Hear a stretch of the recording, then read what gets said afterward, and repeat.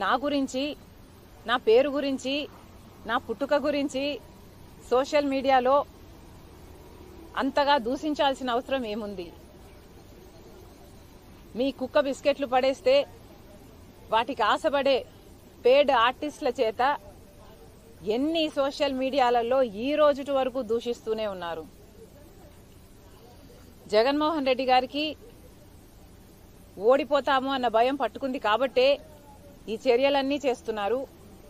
ముఖ్యంగా జగన్మోహన్ రెడ్డి గారు ఈ ఎన్నికల్లో రాజశేఖర రెడ్డి గారి బిడ్డ పోటీ చేస్తుంది అంటే ఎందుకు పోటీ చేస్తుందో జగనన్న గారికి అర్థమైనట్టు లేదు. మళ్లీ చెప్తున్నాం, కేవలం అవినాష్ రెడ్డి గారిని ఎవరైతే సిబిఐ ఛార్జ్ షీట్ లో అక్యూజ్డ్ గా చేర్చిందో, సాక్ష్యాలు ఆధారాలు చూపి అక్యూజ్డ్ గా చేర్చిందో అదే అవినాష్ రెడ్డి గారికి మళ్లీ మీరు ఎంపీ టికెట్ ఇచ్చారు కాబట్టే ఈరోజు రాజశేఖర రెడ్డి బిడ్డ కడప లోక్సభ స్థానం బరిలో ఉంది. అదే మీరు మన పెదనాన్న జార్జ్ రెడ్డి పెదనాన్న కొడుకులకిచ్చున్నా, చిన్నాన్నల కొడుకులకిచ్చున్నా రాజశేఖర రెడ్డి బిడ్డ ఈరోజు బరిలో ఉండేది కాదు. కానీ మీరు మళ్లీ అవినాష్ రెడ్డికే, మన సొంత చిన్నాన్న రక్తం కళ్ళ చూసిన అవినాష్ రెడ్డి అక్యూజ్డ్ అని సిబిఐ ఛార్జ్ షీట్ లో చేర్చిన అదే మనిషికి మీరు ఇచ్చారు కాబట్టే ఈరోజు రాజశేఖర రెడ్డి బిడ్డ ఈ బరిలో ఉంది. మళ్లీ చెప్తున్నాం, జగన్మోహన్ రెడ్డి గారు రాజశేఖర రెడ్డి గారి కుటుంబానికి, రాజశేఖర రెడ్డి గారి అభిమానులకి, కడప జిల్లా ప్రజలకి సమాధానం చెప్పాల్సిన అంశాలు ఎన్నో ఉన్నాయి.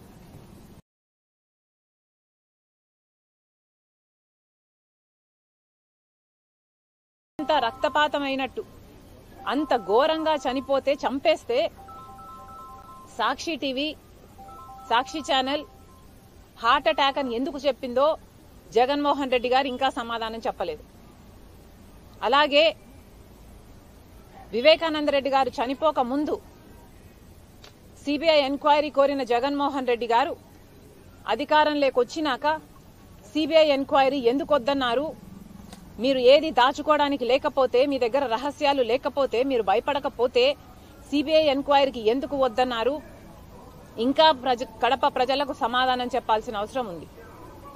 ఈ 5 సంవత్సరాలు అవినాష్ రెడ్డి గారు సాక్ష్యాలు తుడిచేస్తుంటే అమాయకంగా నిలబడి చూశాడట.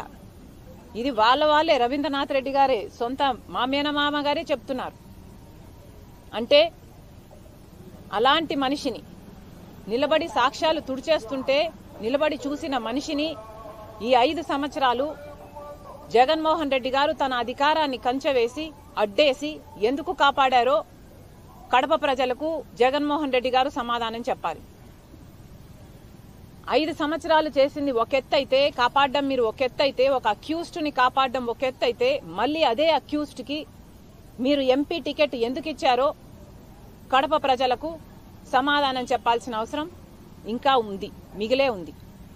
ఇక్కడ ముఖ్యంగా చెప్పాలనుకున్నది ఏమిటంటే, కడపలో జరుగుతున్న ఈ ఎన్నికలు ఒక పక్క ధర్మానికి, ఇంకో పక్క డబ్బుకి జరుగుతున్న ఎన్నికలు. ఒక పక్క న్యాయానికి, ఇంకో పక్క నేరానికి జరుగుతున్న ఎన్నికలు. ఈ ఎన్నికల్లో రాజశేఖర రెడ్డి బిడ్డ ఓడిపోయింది అంటే నేరం గెలిచింది అని అర్థం. ఇంకొక అంశం, జగన్మోహన్ రెడ్డి గారు నిన్న ఇంటర్వ్యూలో ప్రస్తావించిన అంశం, రాజశేఖర రెడ్డి గారి పేరును సిబిఐ ఛార్జ్ షీట్ లో కాంగ్రెస్ పార్టీ చేర్చింది అని పదే చెప్తున్నాము. ఇటీవల నాకు తెలిసిన విషయమే ప్రజల ముందు గత కొన్ని రోజులుగా బయట పెడుతున్నాము. కాంగ్రెస్ పార్టీ రాజశేఖర రెడ్డి గారి పేరును సిబిఐ ఛార్జ్ షీట్ లో చేర్చలేదు.